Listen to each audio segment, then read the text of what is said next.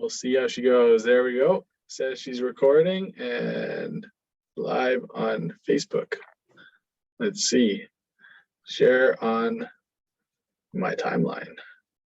Next. And I will share. I'll share with you. I'll share from mine as well. Cool.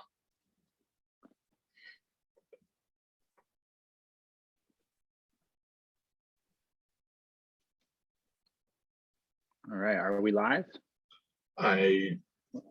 Let's see. Oh, I will add a title. Yeah, I'm just refreshing your page. As soon as I see it, I'll share Cool. mine too.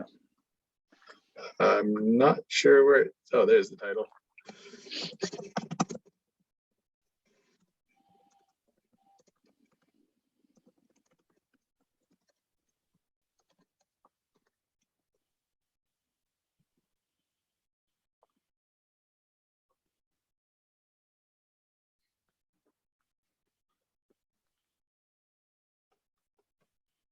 Loading.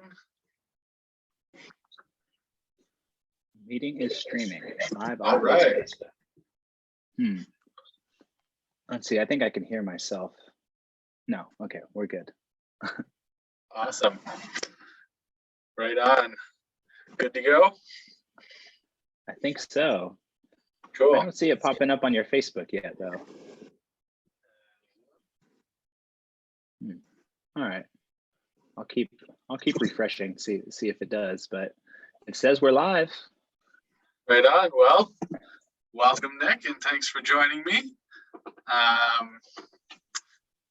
Yeah, I'm just taking this month to talk men's mental health for a couple of reasons. The first one is to help remove the stigma about talking about mental health and men's mental health specifically, and also to help equip people better with tools that they can then use to improve their own mental health. So just to start, I wonder if you would share kind of your journey with mental health and your kind of angle on it. Yes, and before we dive in, I'm checking out your page and it doesn't show up. I think it might only be showing to a certain group. It says the content isn't available. So I don't know if anybody's actually seeing this right now. Because if I go to your page, it still doesn't show up. There we go. Now, give that a shot. Yeah, it says it's public now. Ah, there we go. All right. Right on. Okay, well, we'll redo that intro then. Yeah, so as I was just saying before, I realized I was only doing this privately. I'm doing a month of talking about mental health with different people here for a couple of reasons. The first one is to,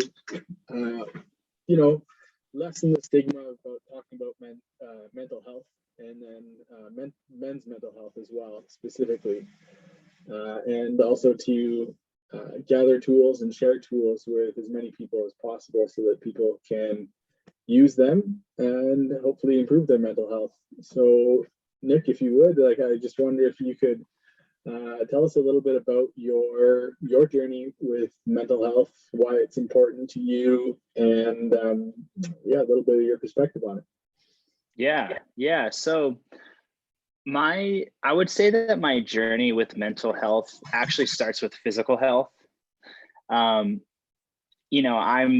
fortunate to have never, really struggled with any true, mental health problems, which is usually where the conversation of mental health begins. Like when we say the word mental health, there's almost this automatic connotation that we're actually talking about lack of mental health.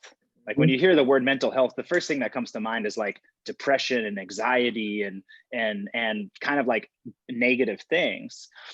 And it's totally different when you think of physical health. If you think of physical health, you imagine somebody running and like eating vegetables, and it's like it's a good thing. For me, I grew up being very active, like grew up skateboarding, and then I got into rugby and playing sports, really got into working out and hitting the gym. And what I realized for me was I was getting just as much of a mental health benefit as I was the physical health benefit.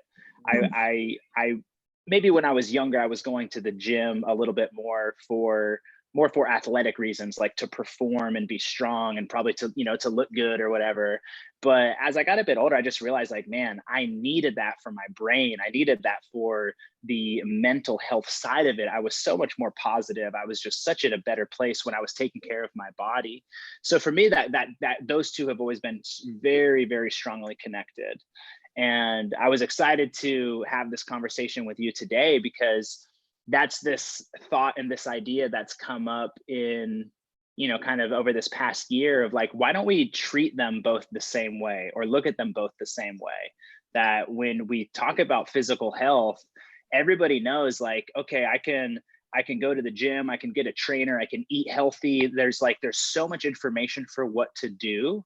And it's kind of got this more like accepted, like if you're on like a physical health journey, it's like cool, it's not taboo, it's awesome, it's like what everybody is supporting people in doing. And why isn't a mental health journey the same way, right? To be on a mental health journey of like doing those same things. As soon as we start to talk about mental health, it gets weird. It's like, oh God, that's like this sort of taboo place. Like I'd love to see them both be the same thing because we're just talking about health, right? So I love that reframe. Go ahead, man. I cut you off there a little bit. Yeah, no, that's I'd say where kind of the angle that I'm coming at it from. For what I've loved for myself when it comes to physical health, there's a lot of information and there's a lot of like programs. I'm very much a program person. I'm just like, tell me what to do. When I go do a workout, I want to know, okay, it's 8 weeks long. Here's day one. This is how many sets. This is how many reps. Just show up and do the work. And so I love when people have created programs where it's like, I don't have to think about it. Just show up and do the work. And so I would love to see that happen more so with mental health, because mental health people are oftentimes maybe don't know where to begin. Like, how do we actually take care of our mental health? It's like, shit, I don't know. Where does that even begin? If we could really have like a digestible program of like, hey, on day one, do this. On day two, do this, do this for 20 minutes a day, do this for 30 minutes a day, and like actually follow the program. I like to draw a parallel. If we think about physical health, everybody knows, I would say most people know, that it boils down to three different things. It's sleep, diet, and exercise. Those are the three things that we really need to pay attention to take care of our physical health. And I think in the same way, we can kind of boil it down to the sleep, diet, and exercise of mental health. And I would say sleep would be like meditation, allowing your brain to go to sleep, right? Because our brain is so active, it's so on all the time, it doesn't get a chance to sleep, right? Maybe just at night, but that's what meditation really is, like allow your brain to just turn off. And so that's why, thousands of mental health professionals talk about the importance of meditation and how that can really help. Because usually where our brain is spinning out of control, we're having anxiety, imagining some future scenarios, or we're having depression, living in the past, and all these problems come from this overactive use of the brain. So one of those pillars, I think, would be sleep, meditation. Diet is paying attention to what are you consuming? What's your mental diet, right? A lot of us wake up and the first thing we do is we get on social media and we just look at how better everybody else's life is and how other people have more shit than we do and everybody's girlfriend is hotter than ours, and it's like everyone's crushing it more than we are. And so it's like, cool, what a great way to feel shitty about yourself. Wake up and like start consuming stuff. Or turning on the news every day, which really should just be called the bad news, because it's only the news of the most fucked up stuff that's actually happening. So what kind of content are we putting in? That's been such I think a great part of my, I'd say, mental health journey, is I got introduced to positive personal development, self-help type of stuff. And I've just been consuming that for over a decade, listening. And now it's so much more accessible as well with YouTube channels and podcasts and audiobooks of like, what are you feeding yourself? Are you eating junk food and fast food, which would be like listening to the news and being addicted to, social media, getting sucked into, online drama or TMZ or whatever it is, versus having a healthy diet of, positive personal development type of stuff. And then lastly, exercise. Like, how are you actually exercising your brain? And I think that's where we can look at more, maybe some of the more active type of exercises, like doing affirmations or visualization practices, things where we're like intentionally kind of, using our brain in a powerful way. So this is just this thought. It's been like ruminating in the back of my mind, and I'm like, I would love to make something out of this and spell it out. Because for me, it's like, I want to be told what to do, how many times I need to do it, how many times I need to show up. And I think that if we started creating mental health programs in the same way that we create physical health programs, that we really could actually sort of like, sleep, diet, and exercise our way to being in a much healthier place mentally. Yeah, it's funny you mentioned the program, because like we're on the same wavelength, man. Because like those 3 pillars are literally like the 3 pillars of one of my programs, which is all about mental health. Because like I've gone through the like decade of depression with suicide thoughts and attempts and all sorts of stuff, and like for me, those are the 3 pillars: sleep, diet, and exercise. And I almost do it the exact same way as you, except for me, like sleep is sleep. Like sleep is just as important for physical health as it is for mental health. Yeah. And I put meditation into one of the exercises, right? Like as part of your physical fitness, like not only is sleep important, but rest is also important, right? Like one of the things, like I'm a bit of a physical fitness nut as well. And like one of the things I've heard recently is like, there is no such thing as overtraining. There's just under resting. And it's the same thing with our minds, with our mental health. So I like totally the same wavelength here. I love it. And I just need to figure out how to say reps in meditation. And then diet. What do you think about that pillar? Basically the same thing. Exactly. It's your social media diet. It's your book diet. For me, audiobooks and podcasts are huge. And it's the same thing, like with your food diet. If you're just constantly eating all the time and not giving your body a chance to digest these things, it's going to mess up your digestion. So it's the same thing, like that rest part, right? You need silent time. You need time to just let your mind wander, when you're walking the dogs, or perhaps when you're working out. Like oftentimes I fall into a habit of just being plugged into a podcast or an audiobook all the time, and then I have to remember, it's like, you know what, this workout or this drive or this walk is a quiet one. I'm just going to let my brain rest. But while we're on diet as well, like for me, besides physical exercise, because I really broke down, really tried to study what was going on with my depression when I was really trying to come out of it. And I actually kept what I call the happiness diary, happiness log. And I logged everything that I thought I could affect it, from like the mental diet that we talked about, as well as the food diet, my sleep, my exercise. And the 2 things that affected it the most for me was physical exercise and sugar. Like, it's crazy. If I binge on sugar, which I will be perfectly honest, I've had issues with the last couple of weeks. I'm coming back out of it. I'm like, no, I need to stay strong. But like, if I binge on sugar, I'll notice it within an hour. I'll start going down, and it'll last like 2 solid days of just like a lack of mood regulation. When I'm up, I'm up, and when I'm down, I'm down. So those are the two biggest things for me. But I'm curious for you, because I know, like, as an athlete, I always liked being active, but there's a block there with going to the gym for a lot of people. And so I wonder for you, like, it sounds like you've been going to the gym and maybe you didn't have these blocks, but perhaps you've coached people through these kind of blocks. And I wonder what blocks you've noticed in people from just going to the gym, because I believe that we can relate these to mental health as well. So the blocks of going to the gym, and then how people can get over those blocks. Yeah. There's definitely a lot of blocks going to the gym. I think it can be, maybe for somebody who's never been, it can just be intimidating. I don't know where to begin. I don't know what to do.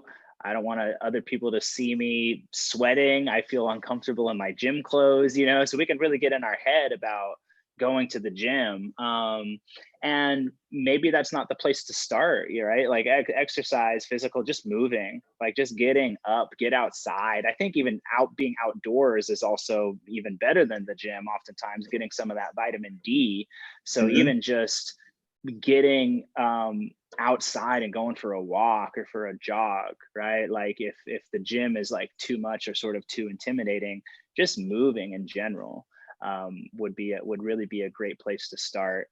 But I think also sometimes we're looking at the whole marathon rather than just the first step or the first mile or the first 100 yards. But on your shoes.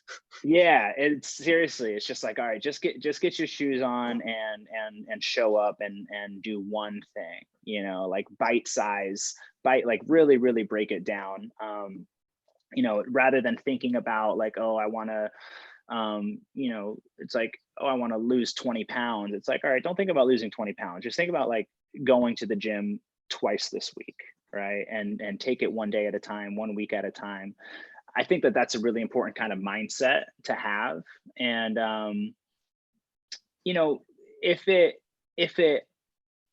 if you hate it, it's like, or if it's this big scary thing in your head, like you're never going to go. And so finding out like what's fun and what works for you. Like now, like these days I'm doing CrossFit because that's super fun. Like I love it. It's fun. So I keep going. But if it's not fun for you, you're not going to go. It's always going to be an uphill battle. It's always going to be a struggle. So it's like, okay, I think you just got to find out what's fun for you. Maybe that's playing basketball on the weekends, or maybe that's doing Pilates or swimming, or there's thousands of ways to exercise. There's thousands of ways to move your body. So it doesn't have to look like this one way. It doesn't have to look like going to the gym. Because if you hate going to the gym, then it's always going to suck. Right? So maybe going to the gym isn't your thing, but what could it be? Like there's a lot of other options out there. As long as you're moving, find the thing that works for you. Try a bunch of different things out until you find something that like gets you excited to kind of get up and move around. And the other thing I would say too is community can really be a big part of it. Like that's why I like CrossFit, because the community aspect of it is really big. I never used to be that way. I was always like, put my hood up, put my headphones in, like I'm going to the gym, don't fucking talk to me. It was more like my meditation. It was like, I'm here to be one with myself and my body, and I don't want to talk to anybody. And that was a great experience. But now I've really fallen in love with the community aspect that CrossFit offers, because we're doing the workouts together, we're checking in on each other, we're cheering each other on. So doing classes could be just a really great way to start.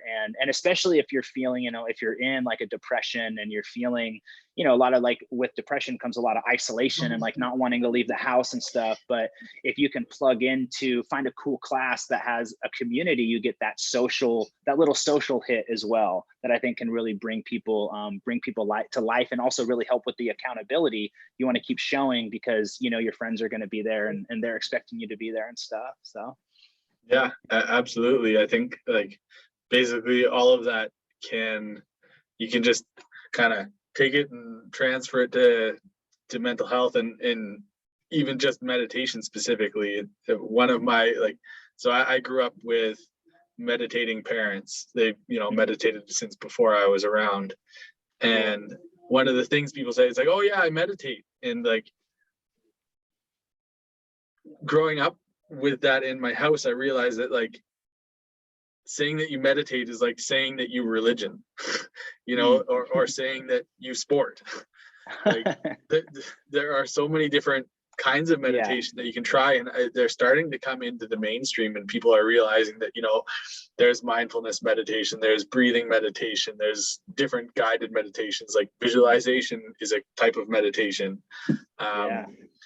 And so like I would just reinforce like, if you don't know where to start, find something that you enjoy. And if you don't know what you enjoy, try out a bunch of different things, try out the basketball of the mind.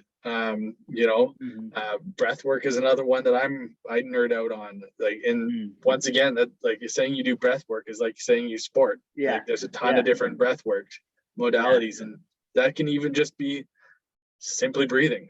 That is breath work, right?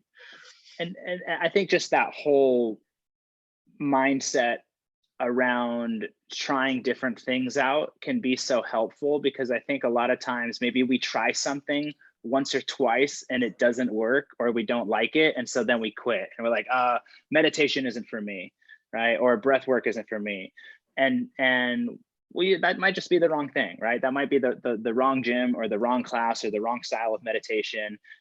There's just so many different things that you could be doing. So before you throw in the towel and just decide like, oh, this isn't for me, just stay open to experimenting. Like I'm just now starting to like breath work is a whole new world that I'm starting to be interested in. I'm like, wow, there's a whole world of breath work. And someone was talking about tapping the other day. I'm like, there's a whole world. There's like so much stuff that people are doing that I don't even know about. And like, oh, like, let me, it's like a buffet, like, oh, let me try some of that. Maybe I like this tapping thing. Like, let me give it a shot. And maybe it works for me and maybe it doesn't work for you, and vice versa. But to have the open-mindedness of giving things a shot and trying things out. And if things don't land, like, it's okay, just go try something else. I think that's a really good approach, right? For physical health or mental health. For everything, really. And I want to kind of bring this back around to two things that you mentioned already. Like the first one is the small steps, right? Like if you try and run a marathon right away, you're going to be toast, or you're going to just gut your way through it and never want to do it ever again. And like, it's the same thing with picking yourself up off of the couch or out of bed or whatever it is, because you're feeling depressed or you're feeling anxious, or like maybe your first step is, maybe getting out of bed is a win in the morning. Maybe getting out of bed is a win for the whole day. And great, celebrate that win. Like that's the small step that every marathon starts with one step, right? So I really wanted to kind of focus a little bit on that. And like I really love the small steps that build the trust in yourself that you're doing something and you can do something and you can keep doing it. And then once you get comfortable with that little step, you're out of bed every day. You're out of bed every day. You're out of bed every day. And then maybe you're out of bed at 8 o'clock, out of bed at 8 o'clock. And then you're making breakfast or whatever. And so I love that attitude. And then the community that you mentioned, that like the CrossFit community is awesome because they're all cheering you on. And the same can be done with mental health. Like I run a men's group up here, and that's basically, there's a bunch more to it, but man, like I have one man in my group who's been just in the dirt, and recently he's been coming, I think it's been 3-4 weeks. And he's like, I'm feeling like I've had an okay week, which is a huge improvement over I've had a shitty week. And we're all like cheering him on, like, hell yeah, man, that's awesome. Yeah. Keep going. Well, tell me about your men's group, because I'm part of I've been a part of a few men's groups, and I have one that I run, like a small one. I'm just with like some friends, but I'm really kind of stepping into like men's work now, and I'm probably going to launch a group pretty soon as well. Same kind of thing as like what a men's group is can be 1,000 different things, right? Yeah. I'm curious about what yours looks like. What do you guys do, and what do you get into? Yeah, I mean, really anything. Like it's part of a larger organization called the Samurai Brotherhood, and they have, like, one of the things I really appreciate about them is they basically say, here's kind of a very open-ended skeleton for you, do whatever you like. Yeah. And here's a bunch of resources. So how I run it is very much like the first thing that we do is we just kind of quick check-in, how you doing this week? And after that, like, I leave room for, I just call it open sharing. You know, if anybody has anything going on in their life, and I really stress anything, because it can be easy to just get stuck in the crap, right? You know, I'm having difficulties with my partner, or I just got fired, or whatever. It's really easy to get stuck in that. But like, if you have a win, like, I want to celebrate that as well. So bring everything, like, and another part of that is that just like coaching, like, it's not a circle for advice unless it's somebody is asking specifically for advice. We really try and stay away from it. It's just asking good questions, challenging questions, and then holding the space for that man to go into really uncomfortable places.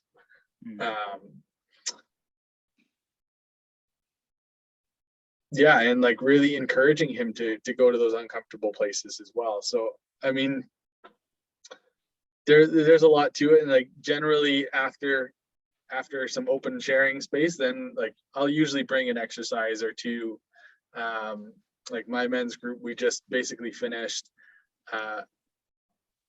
2 months of, like, every time there was room, like, for me personally, the open sharing is the most important period. So if we just have open shares all the time, great, we've done our work, right? That's our getting out of bed in the morning, we win. And so yeah, we've just done 2 months of inner child work. So I would lead them through basically a guided inner child meditation, and it was pretty cool to see the evolution of doing a full 2 months of every week we're doing inner child meditations, and just like, and sorry for me going on this little rant here. This is great. Like, I really think that for anybody who hasn't done inner child work or doesn't know what I'm talking about, it's basically making a relationship with the younger Sean or the younger Nick that's inside you. But it's a relationship, and relationships require time and consistency to build. And so, you know, some guys, they'll go and do a guided meditation and their inner child's right there. It's great. But a lot of guys, it takes time. Like, I'm going to be here. I'm going to be here. I'm going to be here. And you actually build a relationship with that part of your psyche. And that allows you to go in and heal a lot of the wounds that you experienced as a child and you hang on to as an adult in the ways that you react to situations that are similar. So I don't know, I kind of went left turn there. Yeah. Group into inner child, but yeah, that's cool.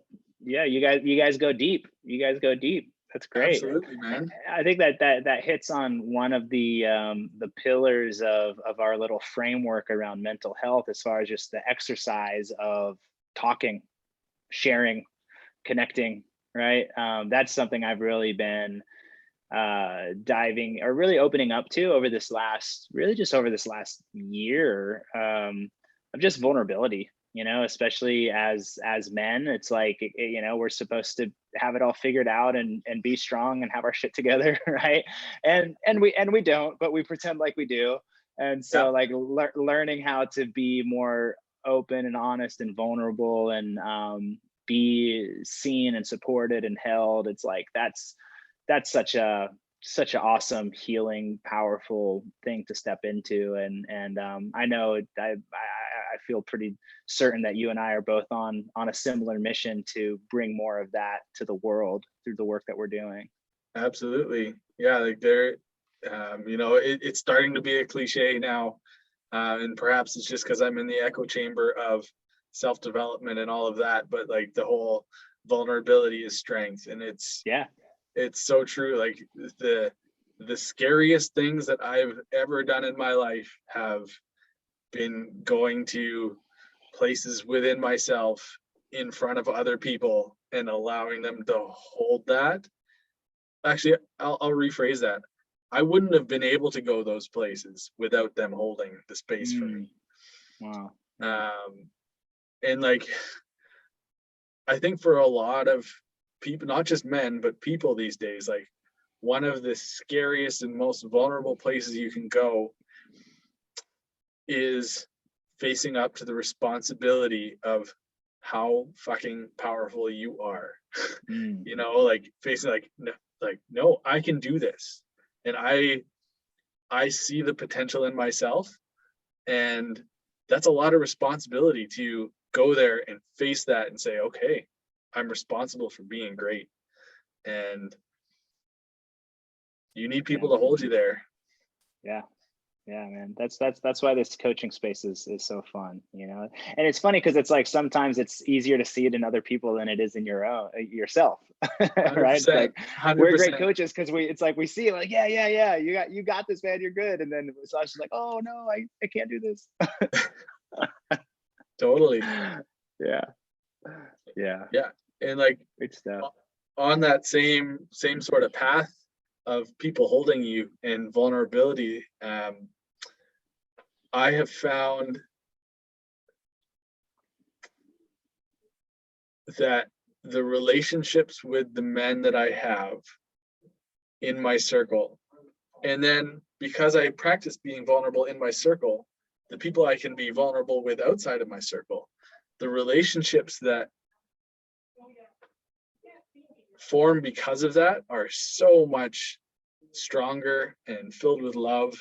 You know, when I can cry in front of somebody in somebody's arms, you know, that's just creates such a strong bond, and that builds that community part that you were talking about, right? And community is huge in everything that we do. And I would say, like, us as men, us as masculine beings, I should say, because I think it is kind of the masculine that is like, I'm gonna lone wolf this, I can do it, no problem, I'm alone. And we go so much further with community around us. So I'm curious about what you do in your men's groups and building that community. What sort of mindset do you bring to that? Well, I started one very organically, and for us it really started off as a book club. It was just that me and a buddy we just reconnected, and we were talking about, like, he had just broken up with his girlfriend, and it actually started, we were just talking about sex, and we just had this very open conversation about sex, which I feel like is sometimes sort of a taboo subject that you don't always just speak totally openly about. But this is like one of my really good friends, and we're just like, you know, we just went there. I was like, this is really refreshing to just have such a transparent, open conversation. And then I happened to be starting to read a book, and I was like, hey, you know, you should check this book out too. And he happened to actually have the book as well. And which book was that? Read it and it was No More Mr. Nice Guy. Read it? Yeah, such a good book. Such a good book. So we ended up, we're like, oh, let's read the book together, and then we can have, like, you know, have some chats about it.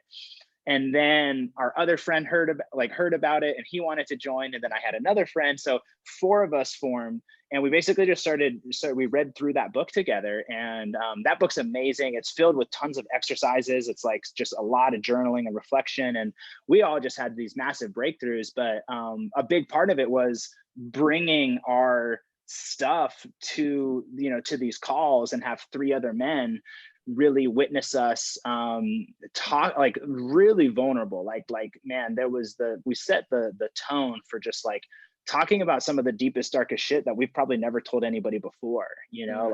Like people brought some real stuff to the table, and it just synergized in stone this insane brotherhood between the 4 of us, of like, and it's been about a year now that we've been doing this.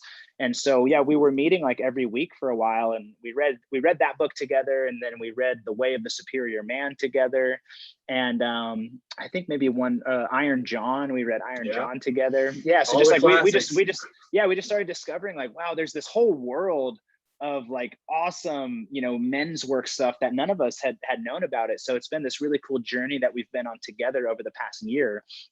And we just have created this cool space for us to bring really anything to the table. And it's been, yeah, it's been a lot of fun. It's been a really cool experience so far. And then it totally just happened organically. It wasn't like, it just happened, you know? So now, I'm in another group that it's like a paid group that I'm a part of, and it's kind of more for coaches and stuff. But as a coach and as someone who has run groups before, I'm now really getting excited to start outlining like my own actual kind of like a paid program to walk people through. That I'm just starting to go to the drawing board and really think about, what do I want this group to be about? You know, how do I want to structure it? What's the type of content and things that we want to get into? So yeah, that will be coming soon. Sweet. Yeah, I'm excited for you and all the men who will join with you. Thanks, man. Yeah, it's going to be fun. And I realized too, I really love the group environment. I certainly love working with people one-on-one, because it's you can just get so connected and intimate. And then I love the group environment as well. I love just when you get the energy in the room and the space, and especially when you get the right people together, it can be really magical. Yeah, absolutely.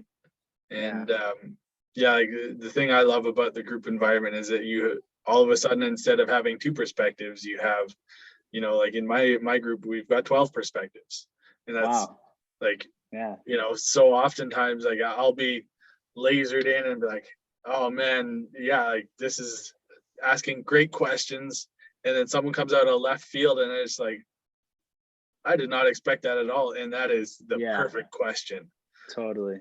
So, yeah, you get to learn so much from each other that way, for sure. And even just seeing other, you know, 2 people having their own, even if you don't even say anything and you're a fly on the wall, like just seeing the interactions of other people and other people's breakthroughs and vulnerability and all of that, it's like things are just clicking in your head the whole time too. So yeah, it's fun, man. It's good stuff. I'm very fortunate to have this be a part of my life and be what I get to do, you know? Yeah, absolutely. We're lucky. Yeah. Absolutely blessed. Have you guys dove into the book called King, Warrior, Magician, Lover yet? I read that with a different group. Oh, I forgot there was another group that I was a part of not long ago. I've done like 3 men's groups now. 3 or 4. And I did read that, and that's awesome. And I find it's funny you bring that up. I think I want to get on Instagram and do a series of videos that are explaining each of those archetypes, because I continuously find myself coming back to teaching that to people and explaining that, which I think is such a fun like perspective and kind of metaphor for that literally every person I've ever talked to, it lands. It's like, oh yeah, that makes perfect sense. Yeah. King Warrior, Lover, Magician, Lover. I know. I for the longest time I could never get the title right. The order. King, Warrior, Magician, Lover. Yeah, really good one. Yeah, and I'm excited to just keep soaking that stuff up. I think there's some really cool. It's really cool stuff in there. Yeah. Yeah, right on. Well, I'll send you some book titles after this, because when I get home, I'll be like, oh yeah, that book and that book and that book. Yeah. I was just chatting with Eric. If you know Eric's from Kaboom, Acumen, or Acumen. He just brought up John Wineland, who works really closely with David Dita. He's someone I haven't really gotten into yet, and he was just recommending him. So I think I'm gonna probably check out some of his stuff as well. Yeah, he actually just, I think it was yesterday, put on Instagram basically like the things you need to think about before you start a men's group, basically. Oh shit, perfect. Yeah, like it wasn't like the structure, but like these are all of the things that need to be in your structure. Yeah, cool. So Thanks for the hot tip. Yeah, there you go. He's pretty phenomenal there. So I wonder, we've kind of gone down this men's work path, which is fantastic. And I'm wondering how we can hook this back into physical fitness, which is, we don't need to end there, but just to bring things full circle kind of deal. Yeah. Well, I think that there's, back to, if we're kind of talking about, I guess some of the archetypes, that was one of my favorite things with that book, Iron John, is, and I think most men can relate to this, especially living in the information age, living in this sort of very digital society where we spend so much time these days on Zoom and on Instagram and in our apartments. I mean, you're a firefighter, so you're probably a bit more connected to the outside world, but the rest of us, city folks that are really locked into our life here, plugged into the matrix. I think we get very disconnected from that animalistic, primitive side of ourselves that really needs to be tapped into. We're almost like, we've become like puppies, where it's like we're really wolves, but we've become like these domesticated breeds of dogs. But like that wolf is still alive inside of us, and it's still part of our DNA and part of our soul. So it's so necessary for us to like tap into that and keep it alive in some way, because it needs to come out. And I think if it doesn't come out, it's like, if you don't let the beast out of the cage, then it can tear the house down. Like negative consequences are ultimately going to come from that. And so I think that's where physical health, physical exercise, physical movement becomes so important, is we have to let that energy out somehow, and we really get to do it through our bodies. And that's why I've always loved just being able to throw weights around, just go in the gym, pick some heavy shit up, listen to some loud music. It gets you tapped back into that primitive core.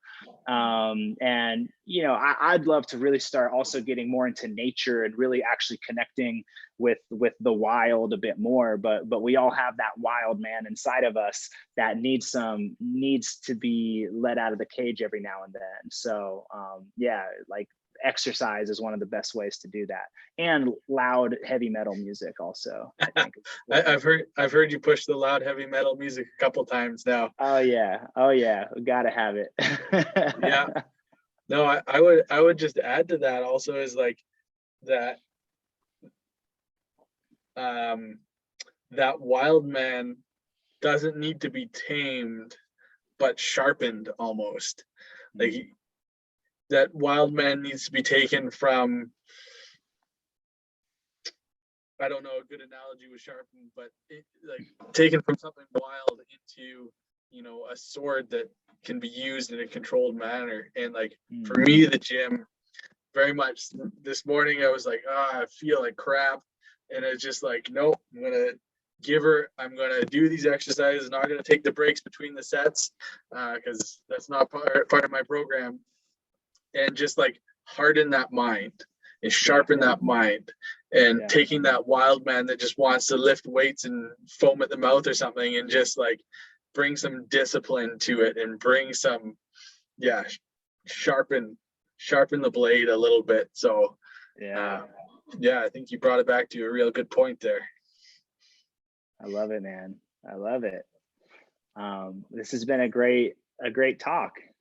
Yeah, absolutely. I've really enjoyed it. And just wondering if you wanted to let people know where they can find you, what you do, all those kind of things. Yeah. We're on Facebook right now, so you can find me on Facebook, add me as a friend. But also, if you're seeing this anywhere else, Instagram, I'm pretty active on as well. So just Nick Cherwink on Instagram, pretty easy to find. Yeah, right on. And these days, you're just calling yourself a men's coach, or? I don't know what I'm just I'm just calling myself a life coach still. I haven't owned any men's empowerment transformational coach title yet. I don't know. Life coach works like people. I don't know. It doesn't matter. People find you and they get I'm better. I'm still comfortable with that title. I feel like people feel weird about that word and that title, but it's just like sort of a generic brand to slap on top of it that I actually kind of like. So yeah. Right on. Right on. Yeah, man. Thanks for having me, man. Thanks for igniting this conversation and having me be a part of it. Yeah, absolutely. And I'd love to continue the conversation about men's work and men's groups and all of that. So yeah, awesome to have you on, and we'll end it here, and we'll reconnect later. Sounds good, brother. Cheers. All right, take care.